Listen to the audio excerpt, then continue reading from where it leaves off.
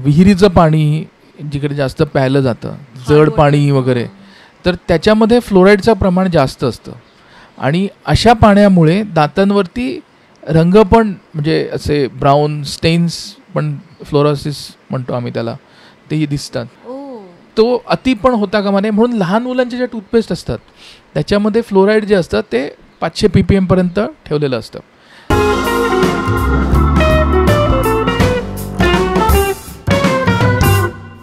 नमस्कार, ज्ञानवार्तामध्ये आपलं स्वागत आहे. आजच्या पॉडकास्टचा आपला विषय आहे डेंटल हेल्थ, दंतचिकित्सा. आणि हा विषय डिस्कस करण्यासाठी आपण गप्पा मारणार आहोत डॉक्टर देवेंद्र चिपळूणकर यांच्याबरोबर.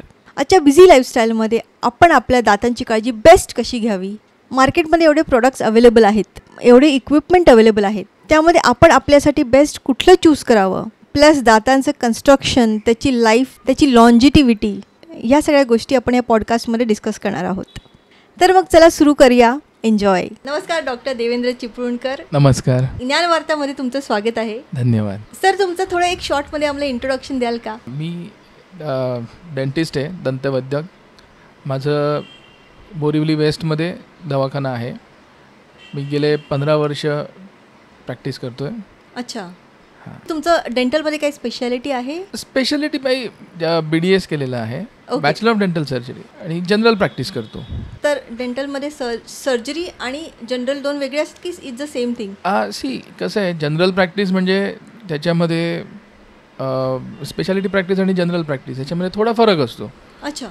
हां, म्हणजे आता ट्रीटमेंट जनरल डॉक्टर पण करतो आणि स्पेशालिस्ट पण करतो.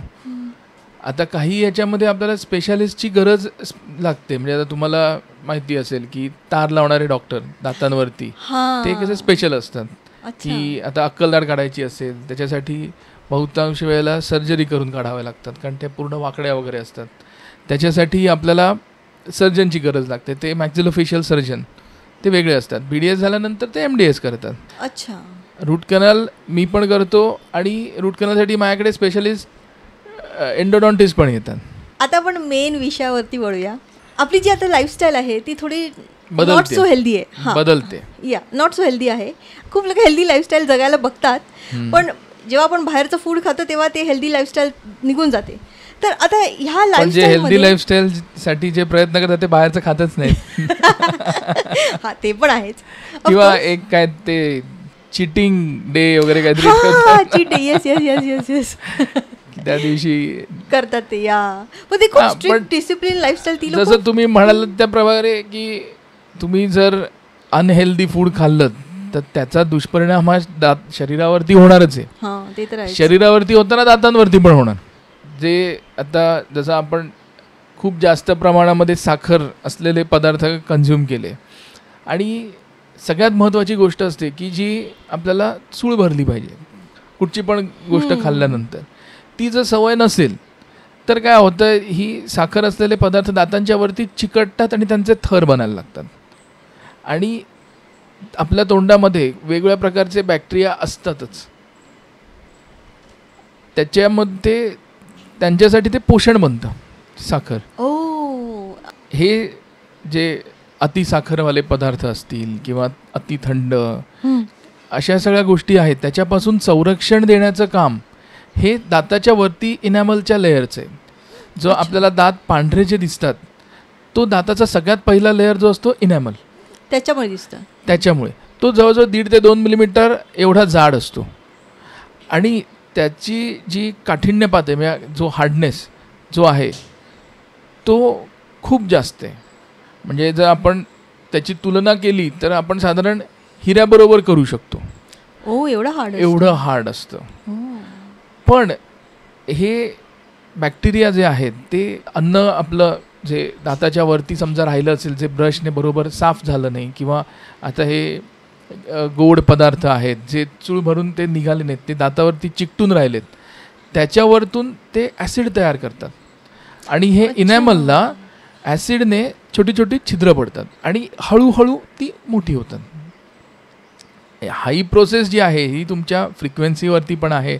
तुम्ही दिवसातून 4 वेळा आईस्क्रीम, कँडी, कोला या गोष्टी कन्झ्युम करता, किंवा आठवड्यातून करता, किंवा महिन्यातून करता, त्या प्रत्येक फ्रिक्वेन्सीच्या हिशोबाने तुमच्या दातांवरती त्याचा परिणाम होणार आहे. समजा जरी 4 वेळा खाल्लं आणि 4 वेळा चूळ भरली तर इट्स ओके, परिणाम कमी होईल. अच्छा, दुष्परिणाम हा होणारच. ओ, खाल्लं नाही तर त्याचा फायदा जास्त आहे. पण जसं मी म्हटलं की त्याची फ्रिक्वेन्सी कमी असेल किंवा त्याची तुम्ही काळजी घेतलीत तर त्याच्यावरती होणारे दुष्परिणाम आपल्याला टाळता येतात. पण अगदी शून्य परिणाम असं तर नाही होऊ शकत की तुम्हाला. मग त्याच्यासाठी प्रत्येक वेळेला ब्रशने क्लीन करायला लागेल. ब्रशने आपण क्लीन का करतो? आपण ब्रशने जेव्हा त्याच्यामध्ये टूथपेस्ट वापरतो, त्या टूथपेस्टमध्ये आपण दातावरती चोळायला सुरुवात केली की त्याच्यामधून फेस येतो. हां, बरोबर बरोबर. हे जे बारीक अन्नकण दातांच्यावरती जमा असतील किंवा दातावरती जे पाण्यामध्ये मिक्स झालेले जे जसे साखर वगैरे अशा गोष्टी आहेत की ज्या हानिकारक आहेत, त्या दातावरती ज्या डिपॉझिट होतात ते सगळे निघायला मदत होते. म्हणून आपण ब्रशने त्या सगळ्या गोष्टींना घासतो, त्याने फेस येतो. त्या फेसाबरोबर ह्या सगळ्या गोष्टी क्लीन होतात. आणि आपण नुसतं जीभ फिरवली दातांवरून ब्रश केल्यानंतर की आपल्याला तो क्लीननेस जाणवतो. आपल्याला वी फील दॅट. ती गोष्ट फार महत्त्वाची आणि ती आपण दिवसभरात 4 वेळा नाही करू शकत. वाय? 2 कारणं. एक, प्रत्येक वेळेला आपल्याला शक्य नसतं. आता आपण बाहेर कुठे कामाला असणार किंवा लहान मुलं शाळेत असणार तेव्हा तर ब्रश नाही करू शकत.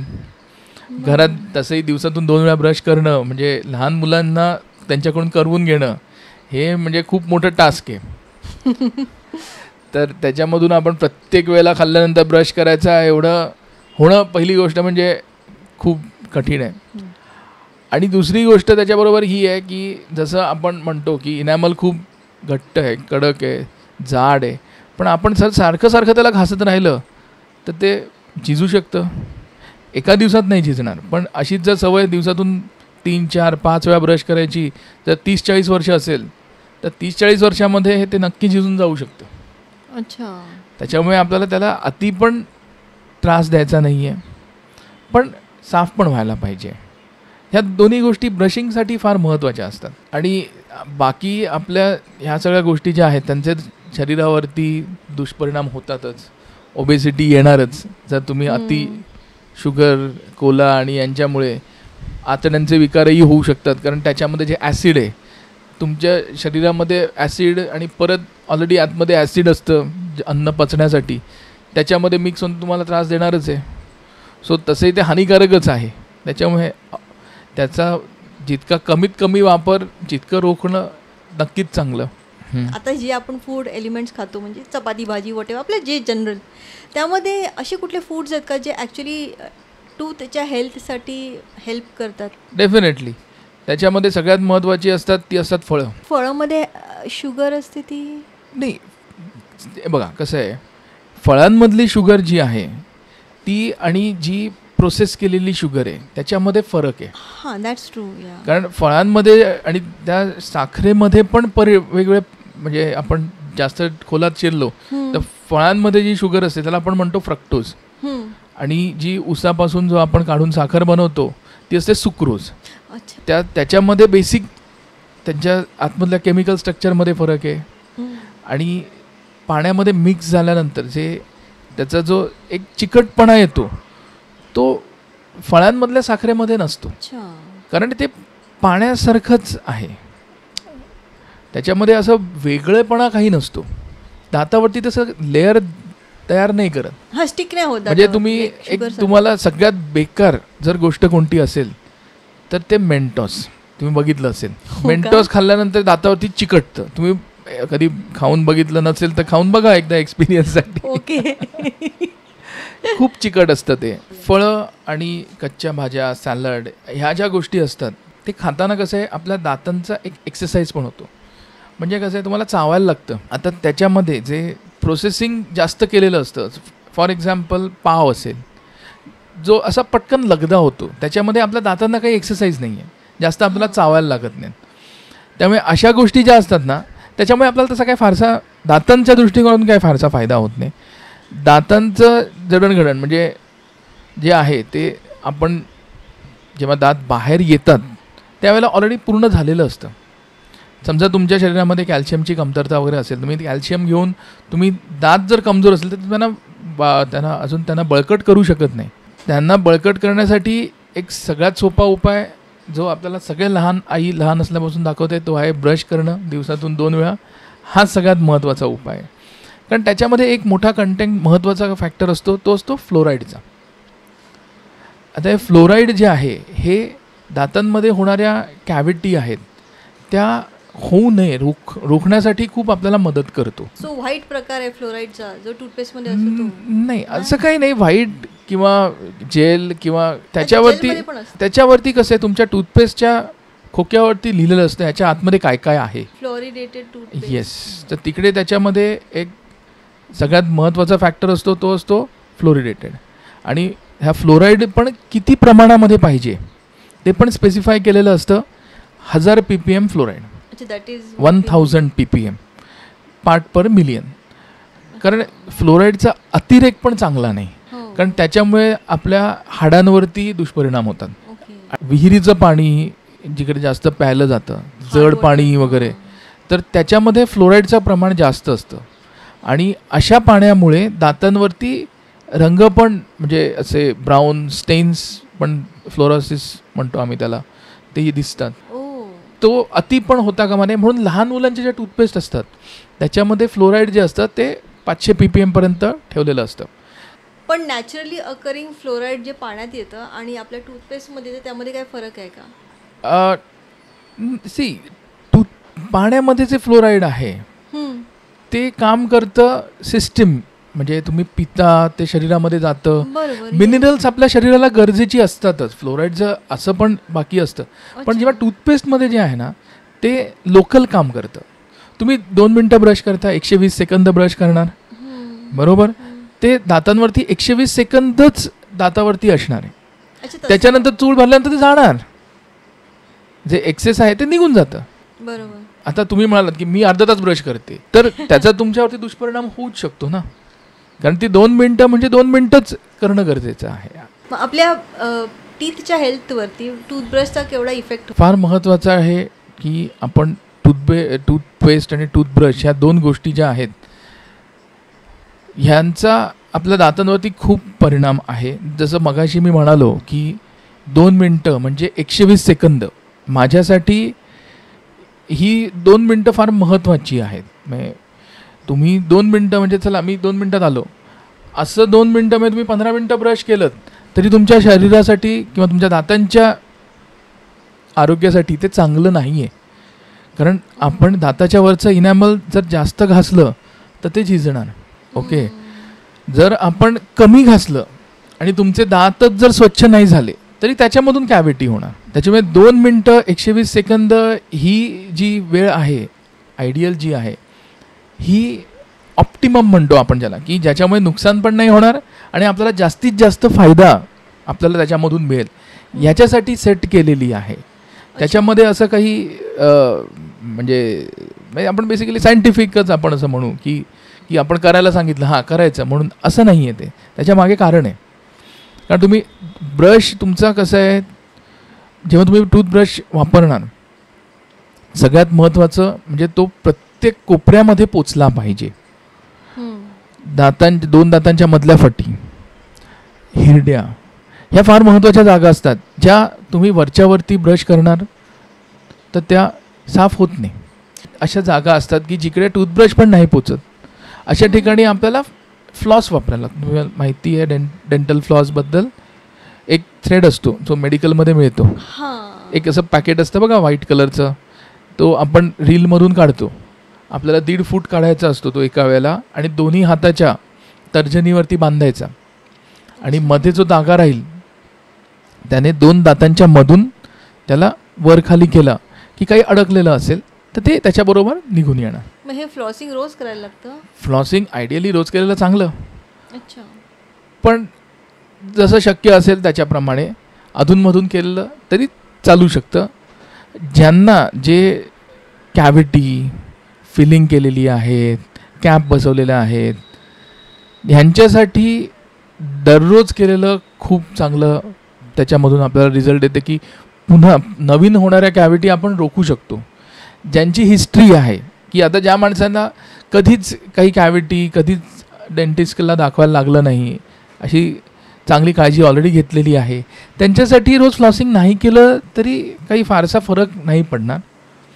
पण ज्यांच्या ऑलरेडी कॅव्हिटीज आहेत, परत जसं आपण मगाशी म्हणालो की अनहेल्दी फूड स्टफ ज्याचं कन्झम्पशनचं प्रमाण जास्त आहे, अशा लोकांना जास्तीत जास्त फ्लॉसिंग करण्याची गरज आहे. पण तरी दिवसातून एकदा फ्लॉसिंग केलं तर खूप, 2-3 दिवसातून एखाद्या वेळेला जरी केलं तरी त्याचा इफेक्ट बऱ्यापैकी चांगला राहतो. पण सगळ्यात महत्त्वाचं जे आहे हे 120 सेकंद ब्रश पोचणं. 120 सेकंदामध्ये तुमचं चारी बाजूने, आतून बाहेरून, सगळ्या कोपऱ्यांमधून जे काही अन्नकण अडकलेले असतील ते सगळे आपण त्याच्यामधून काढणं, साफ ठेवणं. आणि 2-3 गोष्टी ब्रशमध्ये कशा, ब्रशिंगच्या कसं असतं, सगळ्यात महत्त्वाचं ब्रश केल्यानंतर रात्री झोपायच्या आधी ब्रश केला की त्याच्यानंतर काही खायचं नाही, तुम्ही पाणी पिऊ शकता. कारण तुम्ही त्याच्यानंतर काही पण खाल्लं रात्रभर ते तुमच्या दातांच्या संपर्कात राहणार. समजा तुम्ही नुसती चूळ जरी भरली तरी मगाशी आपण म्हणालो ना की आता जी साखर आहे ती त्याच्यावरती लेअर तयार झाला, तो जोपर्यंत फेस येत नाही ब्रशचा, याचा टूथपेस्टचा, तोपर्यंत तो निघणार नाही आहे. आता आपण किचनमध्ये तुम्ही बघितलं असेल की ज्या टाईल्स असतात त्याच्यावरती आपल्या जेवणामध्ये वेगवेगळ्या प्रकारची ऑइल असतात, वेगवेगळ्या प्रकारची ॲसिड असतात, त्याची वाफ वगैरे निघत असते जे भाज्या असतील किंवा अजून बाकीचे ह्या सगळ्यामधून. तर ते टाईलवरती थर जमा होतात. नुसतं पाणी तुम्ही मारलं तर ते निघतं का? तुम्हाला त्याला सोपने त्याला क्लीन करावंच लागतं, कारण ते त्याच्याशिवाय निघणार नाही. आपले जे दात आहेत हे एखाद्या मशीनप्रमाणे आहेत. जरी ते आपल्या शरीरामध्ये आहेत, म्हणजे शरीराचा अवयव जरी असले तरी ते काम जे करतात ते मशीनप्रमाणे करतात. जखम भरण्याची त्याला क्षमता नाही, हिलिंग पॉवर नाही, जखम भरू शकत नाही. तुम्हाला हाताला लागलं, पायाला लागलं, कुठे पण त्याला जखम झाली किंवा काही ऑपरेशन केलं, स्टिचेस दिले, काही असेल, ती जी जखम असते ती स्वतःच्या स्वतः भरते.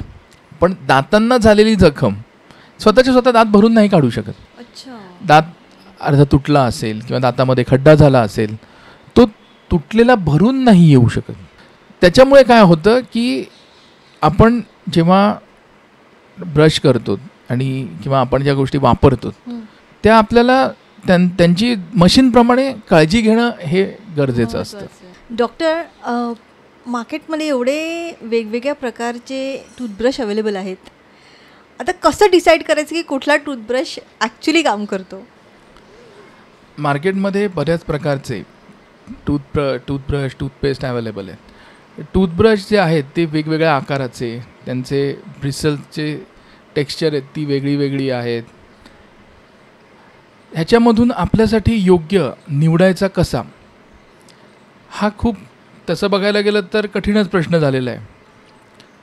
कारण जशा नवीन कंपन्या मार्केटमध्ये येतात तसं मग ते कॉम्पिटिशनसाठी काहीतरी नवीन आणतात, काहीतरी युनिक, स्वतःचं काहीतरी वेगळेपण दाखवण्यासाठी असतं.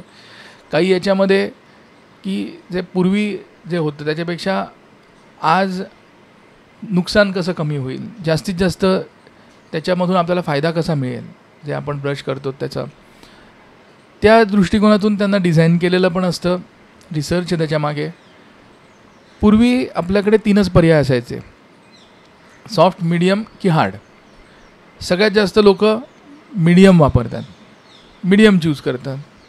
कारण काय की सॉफ्ट म्हणजे मग त्याने बरोबर क्लीन होईलच का, हार्डने माझ्या दातांना नुकसान होईल, म्हणून मीडियम घेतला की कसं की नुकसानाची काळजी कमी आणि कामं पण होतच राहतील या दृष्टिकोनातून.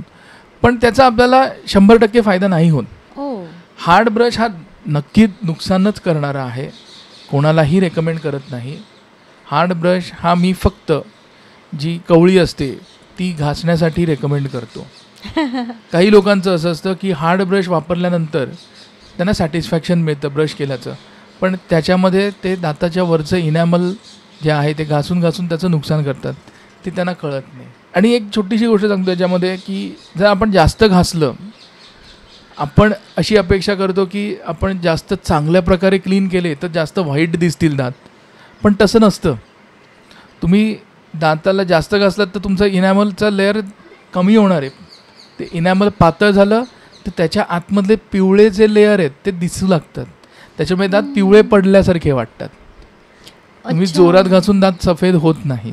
मी प्रत्येक पेशंटला सांगतो की तुम्ही सॉफ्ट ब्रिसल असलेला टूथब्रश वापरा. रेप्युटेड कंपनीचा वापरल्याने नक्कीच आपल्याला फायदा होतो. शेवटी प्रत्येकाचा चॉईस असतो. हां, आता काही गोष्टी असतात की अगदी एकदम अल्ट्रा सॉफ्ट ब्रिसल्स असतील किंवा त्याचे खूप नवीन काहीतरी प्रकारचे असतील, पण त्याच्यामध्ये माझ्या पर्सनल ओपिनियन असं आहे की ज्यांना गरज आहे तिकडेच मी ते नीड बेस्ड रेकमेंडेशन देतो. की माझ्यासाठी की ज्यांची दातांचं स्ट्रक्चर जे चांगलं आहे, ज्यांच्या दातांना काही उपचार झालेले नाही आहेत, करायला लागलेलेच नाही आहेत कधी, सगळेच व्यवस्थित आहेत, कॅव्हिटीजचं प्रमाण कमी आहे, त्यांच्यासाठी सॉफ्ट ब्रश सफिशियंट आहे. त्यांना त्याच्या व्यतिरिक्त पुढे जास्त काही काळजी घेण्याची काही गरज नाही. ज्यांच्यामध्ये थोडे परिणाम आहेत, याच्यामध्ये उपचार करायला लागतात हिरड्यांसाठी एस्पेशली, तिकडे कसं आहे की त्यांच्यासाठी स्पेशल ब्रश येतात. अच्छा, सेन्सिटिव्ह ब्रश येतात की ज्याच्यामुळे की काही ठिकाणी कसं असं हिरडीची लेवल खाली गेली की दाताचा आतला भाग इनॅमलच्या खालचा एक्सपोज होतो, जो मुळाचा असतो, ज्याच्यावरती इनॅमल नसतं, तो हिरडीने कवर्ड असतो, पण हिरडी खाली गेली की तो एक्सपोज होतो. मग अशा याच्यामध्ये नॉर्मल टूथब्रशने पण तिकडे त्यांना सेन्सिटिव्हिटी येऊ शकते, चीज होऊ शकते. अशा वेळेला सेन्सिटिव्ह टूथब्रश तिकडे कामाला येतात. सो असे जशी सिच्युएशन असेल, गरज असेल, त्याच्याप्रमाणे आपल्याला विचार करावा लागतो. मार्केटमध्ये इलेक्ट्रिक ब्रश पण नवीन आलेत. आपल्याला असं वाटतं की हा आपल्यासाठी चांगला आहे का. त्याच्यामध्ये कसं असतं की मी प्रत्येकाला रेकमेंड नाही करत. वापर कोणी करत असेल तर त्याचा त्याला फायदाच होणार आहे इलेक्ट्रिक ब्रशचा. पण जिकडे मी स्पेसिफिक उपचार असे केलेले असतात की जिकडे खूप मोठ्या नंबरचे दात आर्टिफिशियली बसवलेले आहेत, ब्रिज बसवलेले आहेत, अच्छा, किंवा इम्प्लांट बसवलेले आहेत, अशांच्या ठिकाणी मला कुठच्याही प्रकारची मी तडजोड नाही करू शकत. की पेशंटने नाही ब्रश केला, मी मेहनत केली आहे, पेशंटने एवढी मेहनत केली आहे, खर्च केलेला आहे, तिकडे आपण कुठच्याही प्रकारचा चान्स नाही घेऊ शकत. तिकडे आपण पॉवर ब्रश रेकमेंड करतो. की पॉवर ब्रशमुळे तुम्ही जरी तुमच्याच्याने नाही 100% ब्रशिंग व्यवस्थित झालं, पण पॉवर ब्रश हा डेफिनेटली करणार. त्याच्यामुळे तुमचे दात व्यवस्थित क्लीन होणारच आहेत. त्याच्यामुळे अशा लोकांना मी नक्की रेकमेंड करतो की तुम्ही पॉवर ब्रश वापरा. नॉर्मल ब्रशिंगपेक्षा त्याच्यामुळे तुम्हाला फायदा होईल. पण जर हेल्दी माणूस असेल, दिवसातून 2 वेळा ब्रश करू शकत असेल, तर त्यांनी योग्य पद्धतीने ब्रश केला, प्रत्येक कोपऱ्यामध्ये फिरवला, 2 मिनटामध्येच तो संपवला, तर त्याचा पूर्णपणे 100% परिणाम त्यालासुद्धा मिळू शकतो. ब्रश, टूथपेस्ट एस्पेशली, ह्या 2 गोष्टी तुम्ही कुठची वापरता त्याच्यामुळे तुमच्या दातांमध्ये की खूप मोठा परिणाम, खूप मोठा फरक असं काही होणार आहे का, तर तसं नाही आहे. टूथब्रश आणि टूथपेस्ट या 2 गोष्टी अशा आहेत की त्याच्यातल्या काही गोष्टी असतात की आपल्याला असं वाटतं की मग मेडिकेटेड आहे, मग ती चांगली, पण ती प्रत्येक वेळेला गरज असतेच असं नाही. प्रत्येक माणसाला मेडिकेटेड, आपण मेडिसिन चांगली म्हणून आपण रोज मेडिसिन खातो का, नाही. जर गरज लागली तरच घेतो. तसंच मेडिकेटेड टूथपेस्ट आहे, ती जर गरज लागली तरच घ्यायची. जर तुम्हाला त्रास नाही, तुम्हाला आजार नाही, तर तुम्हाला कशाला घ्यायची आहे. जर तुमचे दात व्यवस्थित आहेत, रेग्युलर टूथपेस्टने तुमचं काम होणार आहे. 2-3 महत्त्वाच्या गोष्टी असतात. एक आहे फ्लोराईड, जे आपल्याला टूथपेस्टमध्ये पाहिजे. दुसरा आहे ट्रायक्लोसन. ट्रायक्लोसन हा अँटी कॅव्हिटी एजंट आहे, फोमिंग एजंट आहे, क्लीन करण्यासाठी मदत करतो.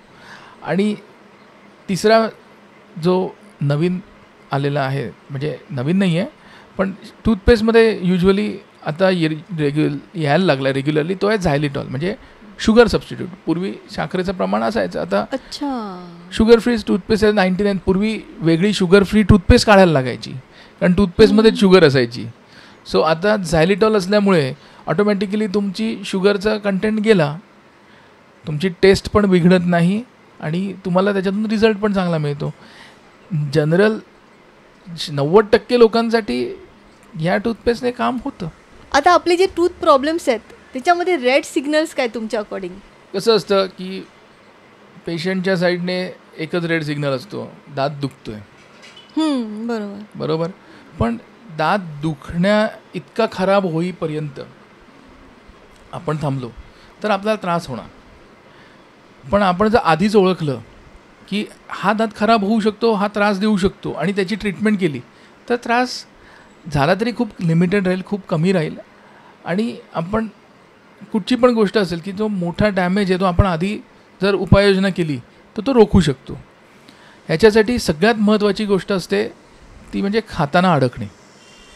दातांमध्ये कुठे फटींमध्ये दातांना अडकत असेल, एस्पेशली अशा गोष्टी की जसं बडीशोप असते, हिरव्या पालेभाज्या असतात, मेथी आहे, मुळा आहे, त्याच्यानंतर हे कॉर्नची साल, पेरूची बी नंतर.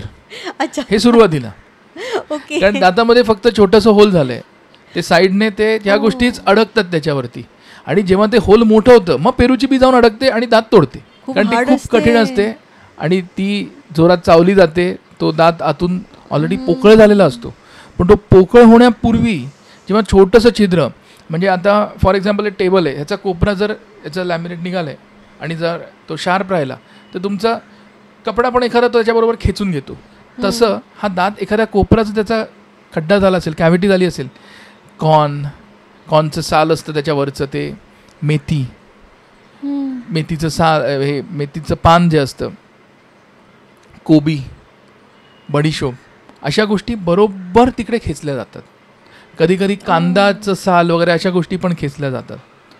पण कॉर्न हा खूप बऱ्याच वेळेला, कारण ते कसं असतं त्यांचे धागे निघतात आणि ते ना खूप इरिटेट करतात. मी मक्याचं कणीच बोलताय. मक्याच्या कणसाचे दाणे जे असतात त्याच्यावरती जे साल असतं आपण चावल्यानंतर, बहुतेक तुम्हाला एक्सपिरियन्स नसावा या गोष्टींचा, चांगली गोष्ट आहे. पण बऱ्याच लोकांना जेव्हा सुरुवातीला जेव्हा खाताना अडकतं तेव्हा ह्याच गोष्टी अडकतात की हे जिकडे असं ह्या दातांमध्ये होतं ते दात नक्कीच व्हल्नरेबल असतात पुढे त्रास होण्यासाठी. सुरुवातीच्या याच्यामध्ये फक्त ती रिकामी जागा जी खड्डा झालेला आहे तो भरून घेणं ही एवढी सिम्पल त्याच्यामध्ये ट्रीटमेंट लागते, जे 1 किंवा 2 सिटिंगमध्ये काम पूर्ण होऊन जातं. कुठलाही छोटा पदार्थ दातामध्ये अडकल्यानंतर दॅट इज द टाईम की डेंटिस्टला बघायचं असं. हां, तसं म्हणू शकता. किंवा तुम्हाला एकाच ठिकाणी सारखं अडकते, हां, तेव्हा तुम्ही त्याला इग्नोर करू नका, त्याला दुर्लक्ष करू देऊ नका, त्याच्यावरती ॲक्शन घ्या. तुम्हाला कळणार नाही ॲक्शन काय घ्यायची आहे, तुम्हाला फक्त तो इरिटेटिंग फॅक्टर काढून टाकणं. मग त्याच्यासाठी कसं आहे की टूथपिक किंवा अशा गोष्टींचा वापर केला जातो, पण ज्या शार्प असतात. आता तुम्ही म्हणाल की मगाशी मी म्हटलं की तो हिऱ्यासारखं कठीण आहे, आपण त्याला एवढं इनॅमलला म्हटलं, पण टूथपिकने त्याला कसं डॅमेज होईल? टूथपिक तर लाकडाची आहे, लाकूड तर कमजोर आहे, सॉफ्ट आहे. पण ही टूथपिक जी आहे ही आपण दाताच्या वरच्या सरफेसवरती नाही, आपण 2 दातांच्या मध्ये, हिरड्यांच्या इकडचा जो सरफेस आहे तिकडे टाकतो. कारण तिकडे खाताना अडकत असतं 2 दातांच्या मध्ये. आणि तिकडे जेव्हा अडकत असतं ते अडकत असताना ती टूथपिकचा जो शार्प पोर्शन आहे तो इनॅमलच्या खाली, हिरड्या तर सॉफ्ट आहेत, हिरड्यांना टच केलं की तिकडून रक्त येतं. आणि दाताचं आतमध्ये मूळ आहे, जे मूळ इनॅमलपेक्षा सॉफ्ट आहे आणि टूथपिक तिकडे शार्प असल्यामुळे ते टोचून तिकडे छिद्र निर्माण करू शकते. एका दिवसात नाही होणार, पण जसं मी म्हटलं की एकाच ठिकाणी सारखं अडकत असेल तर तुम्हाला सतत तिकडे साफ ठेवल्याशिवाय तुम्हाला चैन नाही पडणार, तुम्हाला इरिटेट होत राहणार. त्याच्यामध्ये टूथपिक तिकडे टाकावीच लागते, ती सारखी तिकडे लागून मग ते छिद्र होतं आणि मग तिथेच परत नवीन अडकलं जातं. मग आपण मगाशी म्हटलं तसं ते बॅक्टेरिया आहेत त्याच्यावरती ॲसिड तयार करणार, ते त्याला अजून खड्डा करणार, तो मोठा होत जाणार आणि मग मोठा झाला की मग एक दिवसची पेरूची बी आहेच तोडायला त्याला. किंवा चकली पण एखाद्या वेळेला होऊ शकतं, काही कडक असेल, लाडू असतात, तिळगुळाचे लाडू, अशा गोष्टी की जी खाताना असं वाटतं अरे दगड आला की काय, पण तो बऱ्याच वेळेला दातच तुटतो. आणि त्याच्यानंतर खड्डा मोठा झाला, मग तिकडे अडकून जास्त अडकायला लागतं आणि लगेच काही काळामध्ये तिकडे दुखायला सुरू होतं. आपले जे दात असतात ते एका लहानपणी एका पर्टिक्युलर वयापर्यंत ते दुधाचे दात असतात, ते पडतात आणि मग दुसरे कुठले तरी दात परमनंट दात येतात. पण आता गंमत अशी आहे की लहान मुलांचे फॉर एक्झाम्पल ते जे दुधाचे दात ते जर डॅमेज झाले तर एनिवे ते पडणार आहेत. तर ते डॅमेज झाले तर त्यांनी येणाऱ्या दातांवरती काय फरक पडतो का? लहान मूल आहे, त्याचा चेहऱ्याचा आकार छोटा आहे, त्याचा जॉ छोटा आहे, त्याच्यामध्ये दात आहेत ते छोटे आहेत. जेव्हा परमनंट दात येणार तेव्हा ते आकाराने मोठे असतात, जॉ साईज मोठा झालेला असतो, वाढलेला असतो, त्याच्यामध्ये ते एकमेकांना अकोमोडेट करतात. आता ही प्रोसेस होत असताना जे आधी आलेले आहेत ते जेव्हा जाणार तेव्हाच, कारण समजा एखाद्या मुलाचे मोठा येणार तेव्हा आधीच जर जॉ मोठा, चेहरा मोठा झाला आणि दात परमनंट असतील तर कसं चालणार? चांगलं नाही दिसणार ना, ॲप्रोप्रिएट पाहिजे. म्हणून ते परमनंट दात उशिरा येतात, कारण आधी लहान असतो जॉ, त्याचा ग्रोथ होतो, दात ग्रो नाही होऊ शकत. मगाशी पण तुम्हाला मी म्हटलं की दात हा आहे, हा तुमचा बायोलॉजिकल जरी असला, तुमच्या शरीराचा भाग जरी असला, अवयव जरी असला, तरी it is mechanical, it cannot change. तो रिपेअर नाही होऊ शकत स्वतःच्या स्वतः. तिकडे त्याला कुठच्याही प्रकारे डागडुजी होऊ शकत नाही, आपल्याला करावी लागते. तसंच जर समजा दुधाचा दात डॅमेज झाला, होऊन दे, परमनंट दात येणार आहे त्याच्या मागून, पण तो त्याच्या वेळेप्रमाणे येणार. ही प्रत्येकाची वेळ ठरलेली असते. जे दुधाचे दात जेव्हा येतात ते पहिले वर्षभराच्या आसपास यायला चालू होतात. मूल वर्षभराचं होतं तेव्हा ते साधारण प्रोसेस 2-2.5 वर्षापर्यंत चालते. त्याच्यानंतर साधारण 6-7 वर्षाचं मूल झालं की परमनंट दात यायला सुरुवात होते. आता ह्याच्यामध्ये ते येतात कुठचे, तर सगळे दात आल्यानंतर शेवटी ज्या दाढा आहेत तिकडे जसा हाडाचा ग्रोथ होतो तिकडे पहिल्यांदा तिकडे दाढ येते, कारण हाडाचा पुढचा ग्रोथ हा डिफाईन झालेला आहे, मागेच ते वाढणार, कारण ऑलरेडी पुढे दात आहेत ते मागेच वाढणार. ते पहिल्यांदा दाढा मागे येतात, कारण तिकडे रिकामी जागा झालेली असते. आणि मग पुढचे जे समोरचे दात आहेत ते सगळ्यात पुढचे 2 दात पडतात, तिकडे 2 दात परमनंट येतात. मग त्यांच्या आजूबाजूने एक पडला. पण हे सगळं एकदम नाही होत, ही 3-4 वर्षाची प्रोसेस आहे. म्हणजे साधारण 6व्या-7व्या वर्षी दात यायला सुरुवात झाली की पहिले समोरचे 6व्या-7व्या वर्षी पडले, तर त्याच्या पुढचे मग 8व्या वर्षी, 9व्या वर्षी, काही 10व्या वर्षी, कोणाचे 11-12पर्यंत ते दात पडून नवीन येण्याची प्रोसेस ही चालू असते. आता मध्ये एक लहान मुलगी आली होती, तिच्या तुम्ही जसं म्हणालात कन्सर्न अशीच होती की आता हिचे दुधाचे दात आहेत, तर हे समजा आपण कशाला ट्रीटमेंट केली, काढून टाकला, तर दुसरा येणारच आहे, त्याच्याप्रमाणे आपण काढून टाकला. त्यांना म्हटलं की हे जे आहेत पाठीमागच्या येणार त्यांना जागा नाही राहणार, ते वेडेवाकडे येतील. आणि मग कसं आहे, तो एक दात काढल्यामुळे त्याच्या जागी जो दात येणार होता, पाठीमागून जी दात येणार ती परमनंट, त्याने ती जागा घेतली. त्याच्यामुळे तिकडे जो खालून दात येणार होता त्याला जागाच नाही राहिली, तो आला वेडावाकडा. मग अशा सिच्युएशनमध्ये मग थोडं मूल मोठं झालं की मग त्यांचे दात आपण सरळ करू शकतो, की सगळे दात परमनंट दात सगळे आले. हे साधारण 12-13व्या वर्षी होतं. मग त्यांना त्यावेळेला तार लावून मग त्यांना सरळ करून घ्या, ही प्रोसेस आपल्याला करून घ्यावी लागते. आता ते प्रत्येकाच्या शरीराच्या जडणघडणीप्रमाणे आणि चेहऱ्याच्या ठेवणीप्रमाणे हे असतं की दात वेडेवाकडे आले तर ते कसे येतील, तो एक वेगळा टॉपिक आहे.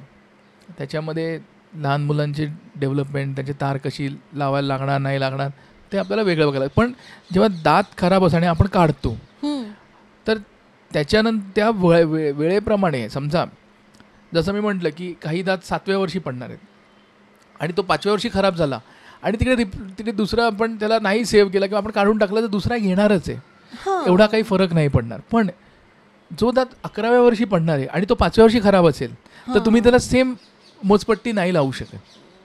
तिकडे आपल्याला त्या पद्धतीने विचार, कारण मध्ये 4-5 वर्ष किंवा 6 वर्षाची गॅप, 5व्या वर्षी आणि 11व्या वर्षी 6 वर्षाची गॅप झाली, तर त्याच्यामध्ये पाठीमागचा दात पुढे आला की मग अशी मी सांगितलं तशी सिच्युएशन निर्माण होते की दात मग पाठीमागच्या दातांना यायला जागा नाही राहिली, ते वेडेवाकडे आले. त्याच्यामुळे शक्यतो त्यांना टिकवणं हे चांगला ऑप्शन राहतो. काय काय ट्रीटमेंट्स अवेलेबल आहेत? आता तुम्ही मगाशी म्हणालात रिपेअर किंवा रिप्लेस, तर रिपेअरिंगसाठी काय अवेलेबल आणि रिप्लेसमेंटसाठी काय अवेलेबल आहे? सॉरी हा तुम्ही मला जो प्रश्न विचारलात तो थोडा स्पेसिफिक म्हणजे असा आहे की जो प्रत्येक माणसासाठी त्याचं उत्तर वेगळं असू शकतं की रिपेअर रिप्लेसमेंट ती सिच्युएशन असं जनरलाइज त्याला आपण स्टेटमेंट असं काही नाही सांगू शकत. म्हणजे एक तुम्हाला एक्झाम्पल म्हणून सांगतो. माझे एक रिसेंटली पेशंट आहेत की ते दातच नाहीत, सगळे दात काढलेले, सगळे पडलेले, पण त्यांना दात फिक्स पाहिजेत. कारण त्यांची जी जुनी कवळी होती त्यांनी फार वापरलीच नाही. म्हणजे त्यांना टोचत असेल, लागत असेल, त्यांना त्याच्याशी सवय करून घेता येत नसेल, बरीच कारणं. पण त्यांना आता असं होतं की मला दात फिक्सच पाहिजेत. मग आम्ही नवीन टेक्नॉलॉजीप्रमाणे आम्ही डेंटल इम्प्लांट बसवले त्यांचे. डेंटल इम्प्लांटच्या सपोर्टवरती सगळे दात फिक्स केले. हो, वरचे खालचे सगळे दात फिक्स केले. आणि त्याच्यामध्ये 2 प्रकार असतात. आम्ही ह्या ठिकाणी जी पद्धत वापरली ती इमिजिएट इम्प्लांटची, म्हणजे ज्याच्यामध्ये दात बसवून 72 तासामध्ये दात फिक्स बसवले तिकडे. सगळे 72 आवर्समध्ये सगळे दात फिक्स. हां, आपल्याकडे कसं असतं की नॉर्मली इम्प्लांट 2 प्रकारचे असतात की जे डिलेड असतात, की ज्यांना आपल्याला हाडाच्या आतमध्ये 3 ते 4 महिने ठेवायला लागतं हाडाबरोबर एक संध होण्यासाठी, जुळण्यासाठी. त्याच्यानंतर आपण त्याच्यावरती किती प्रकारचं वजन दिलं तरी ते काही प्रॉब्लेम येत नाही, सगळं खाऊ शकतो त्याने. पण त्याला 3 ते 4 महिने वेट करायला लागतं. दुसरे इम्प्लांट असतात जे डे 1 पासून काम चालू करतात. ते नवीन हाड बनवण्यासाठी मदत करतात आणि त्याच्यासाठी त्यांना सतत त्यांचं काम होणं, त्याच्यासाठी आपल्याला दात लगेच बसवायला लागतं. कारण तुम्ही चावायला सुरुवात केली की त्याला स्टिम्युलेशन मिळतं आणि ते बोन आणि इम्प्लांट दोन्ही एकसंध होताना दोन्ही गोष्टी होतात.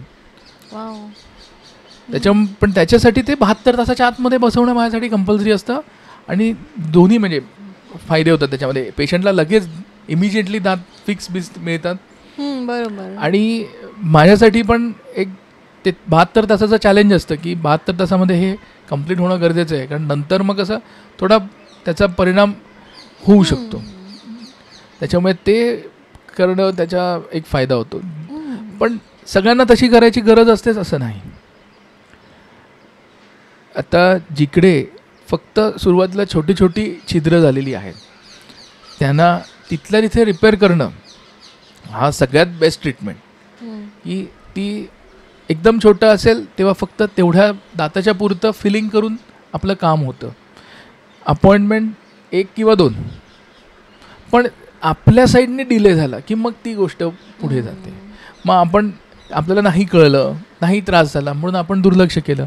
मग ज्या दिवशी त्रास व्हायला लागतो त्या दिवशी ते काम 1-2 सिटिंगचं नाही राहत. मग root canal treatment. Root canal treatment काय फार असं नाव असं हे वाटेल की बापरे काय करणार, आधी डॉक्टरला बघितलं, हातामध्ये इंजेक्शन बघितलं की भीती वाटते. पण ॲक्च्युली त्याच्यामध्ये काही दुखण्यासारखं किंवा असं काही नसतं. ही बेसिकली दुखणं दूर करण्यासाठी ट्रीटमेंट करतो आपण. सर थोडे टिप्स देऊ शकता लास्ट जाता जाता? हां नक्कीच. सगळ्यात महत्त्वाचं म्हणजे दातांचं आरोग्य उत्तम राखण्यासाठी दिवसातून 2 वेळा ब्रश करणं हे क्रमप्राप्त आहे. तुम्ही त्याला अवॉइड करू शकत नाही आणि तुम्ही त्या जास्तीत जास्त चांगल्या प्रकारे 2 मिनटं तुम्ही एन्जॉय केलीत तर त्याचा तुम्हाला नक्कीच फायदा राहणार. आणि एक महत्त्वाची गोष्ट की जेव्हा पण तुम्ही ब्रश कराल तेव्हा तुम्ही आरशाच्या समोर उभं राहून ब्रश करा. म्हणजे तो 2 मिनटामध्ये नक्की संपेल आणि तुम्ही दाताच्या प्रत्येक कोपऱ्यामध्ये पोचताय की नाही हे तुम्ही स्वतः बघू शकता. सवयीने आपण रोज ब्रश करतो, आपल्या हातानं सवय असते की हां आता इकडे फिरवायचा, आता तिकडे फिरवायचा, आता इकडे करायचा. पण आपण डोळ्यांनी बघतोच असं जरुरी नाही. पण जर आपण डोळ्यांनी बघितलं की आतल्या बाजूने आपण होतो आहे, कधी एखाद्या मिस होऊ शकते विच इज नॉर्मल, पण बघितलं की तुमचं मिस होणारच नाही. आणि एस्पेशली लहान मुलांसाठी की त्यांना तशी सवय झाली की आरशामध्ये बघून ब्रश करतात की त्यांना स्वतःला पण कळतं की आपण कुठे करतो आणि त्यांना लहानपणापासून सवय असेल तर पुढे त्यांना कधी त्रास होणारच नाही. अजून ह्याच्या व्यतिरिक्त मगाशी पण मी सांगितलं तर परत एकदा सांगेन की छोटा प्रॉब्लेम असताना त्याला सॉल्व करणं आणि तो ओळखण्याचं एकच आपल्याकडे आहे ते म्हणजे खाताना अडकणं. ह्याला दुर्लक्ष करू नका, कारण त्याच्यामुळे तुमचा जो प्रॉब्लेम आहे तो अगदी छोट्या लेवलवरती राहतो. म्हणजे खाताना अडकणं इज स्टेप, एकाच ठिकाणी परत परत अडकत राहणं म्हणजे नक्कीच तिकडे एखादं छिद्र तयार होतं आहे जे आपल्याला बुजवणं गरजेचं आहे, आणि ते स्वतः बुजणार नाही आहे. त्याच्यामुळे ते डेंटिस्टला दाखवूनच त्याची ट्रीटमेंट केल्यानंतर तुमचा प्रॉब्लेम 99% सॉल्व्ह होणारच, आणि तुम्हाला नवीन प्रॉब्लेम तुम्ही जाणार नाही.